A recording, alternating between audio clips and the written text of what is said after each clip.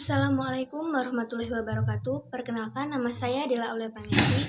Di sini saya akan sedikit menjelaskan mengenai ekspresi gen. Sebelum kita jauh membahas mengenai ekspresi gen, terlebih dahulu kita harus tahu apa itu ekspresi gen.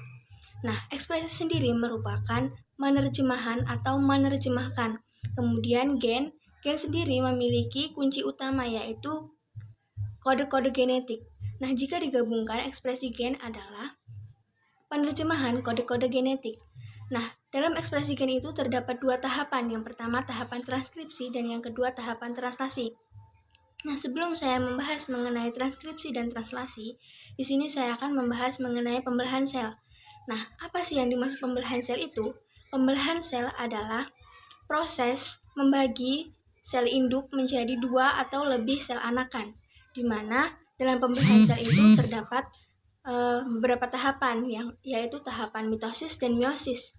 Nah, pada tahapan mitosis ini, pembelahan sel itu menghasilkan dua anakan sel yang diberi tanda 2N atau yang disebut dengan diploid karena dia menghasilkan dua sel anakan. Kemudian pada meiosis menghasilkan setengah sel anakan dan dilambangkan dengan N yang disebut dengan haploid. Mengapa haploid? Karena dia menghasilkan satu atau setengah anakan. Nah, pada tahapan mitosis ini ada beberapa tahapan lagi, yaitu tahapan profase, metafase, anafase, dan telofase. Dalam pembelahan sel ini ada yang dinamakan dengan replikasi. Nah, apa sih replikasi itu? Replikasi merupakan proses penggandaan antara rantai DNA dengan rantai RNA, di mana dalam siklus hidup sel ini melalui beberapa tahap, yaitu yang pertama tahap Q1. Pada tahap Q1 ini merupakan tahap awal pertumbuhan sel. Yang kedua tahap S. Tahap S ini merupakan tahap replikasi DNA, dan yang ketiga tahap kedua. Pada tahap kedua ini merupakan tahap pertumbuhan sel, dan yang keempat yaitu tahapan M, yaitu merupakan tahap pembelahan sel. Nah, kemampuan replikasi DNA ini ada dua cara. Yang pertama yaitu cara autokatalis, di mana cara ini adalah kemampuan memperbanyak diri, dan yang kedua yaitu cara heterokatalis, di mana cara ini merupakan kemampuan DNA dalam mensintesis molekul lain seperti RNA dan protein. Nah, dalam replikasi DNA ini ada beberapa model. Model yang pertama yaitu model konservatif, dan yang kedua model dispersif, dan yang ketiga model semi-konservatif. Dan model yang paling banyak digunakan adalah model semi-konservatif. Nah, replikasi DNA ini terjadi di nukleus, di mana dalam prosesnya itu dibantu dengan beberapa enzim, yaitu enzim helikase, enzim polimerase, dan enzim ligase. Selanjutnya kita masuk pada penjelasan mengenai tahapan ekspresi gen, yaitu tahapan yang pertama tahapan transkripsi dan yang kedua tahapan translasi. Nah, yang pertama adalah tahapan transkripsi. Nah, transkripsi ini merupakan sintesis RNA. Mengapa disebut sintesis RNA? Karena nantinya DNA itu akan dirubah menjadi RNA duta atau RNA messenger. Transkripsi ini terjadi di nukleus, di mana DNA itu akan dirubah menjadi RNA duta atau RNA messenger.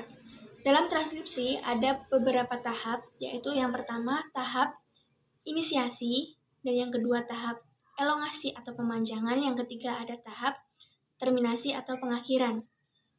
Masuk ke tahap yang pertama yaitu tahap inisiasi. Nah, pada tahap inisiasi ini akan ada sinyal atau kode dari tata box yang berwarna hitam ini.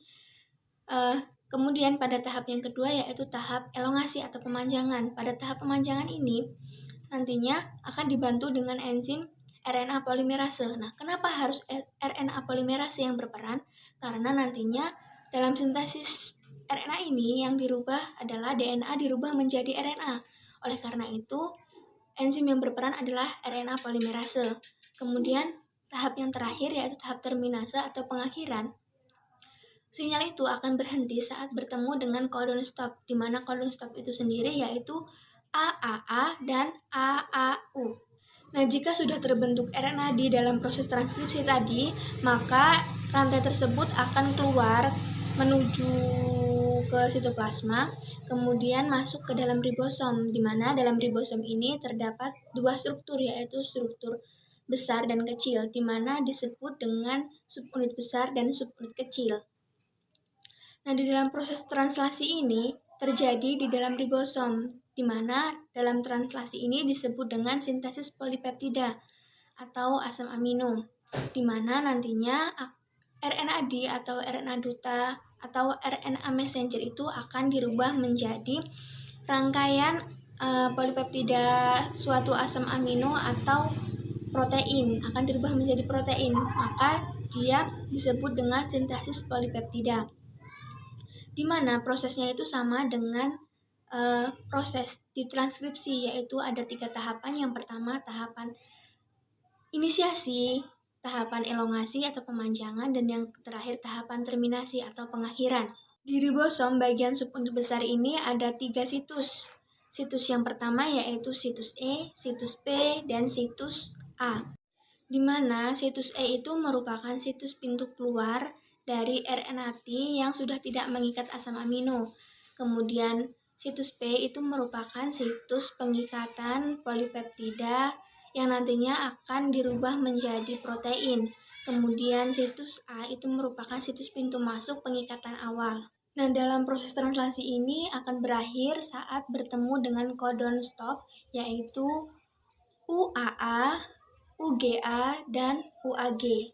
Nah, dari kesimpulan yang saya jelaskan mengenai ekspresi gen itu adalah bahwa makhluk hidup itu terdiri dari sel. Sel ini merupakan penyusun makhluk hidup, di mana di dalam sel ini terdapat genom atau kromosom, yang di dalam kromosom itu terdapat untaian panjang yang disebut dengan gen. Nah, di dalam kromosom ini terdapat DNA, yang dimana di dalam DNA itu terdapat banyak gen.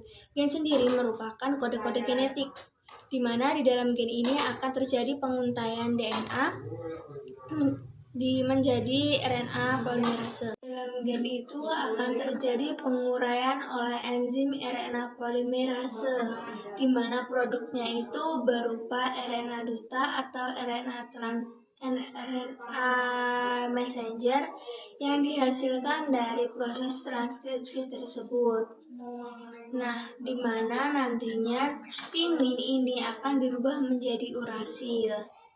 Nah, kemudian RNA duta ini untaiannya akan memendek dan untaiannya akan masuk ke dalam ribosom, di mana nantinya RNA transfer ini akan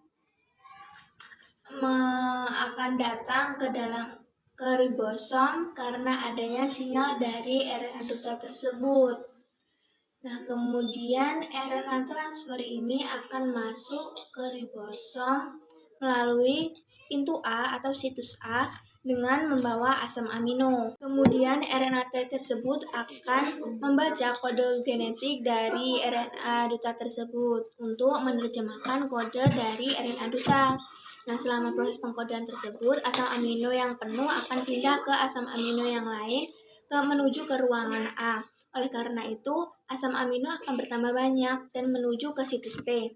Nah, di dalam situs P ini akan terjadi penguntaian polipeptida menjadi protein. Nah, kemudian asam amino tersebut akan menuju atau melepaskan diri menuju ke situs E atau pintu keluar dan menjadi protein.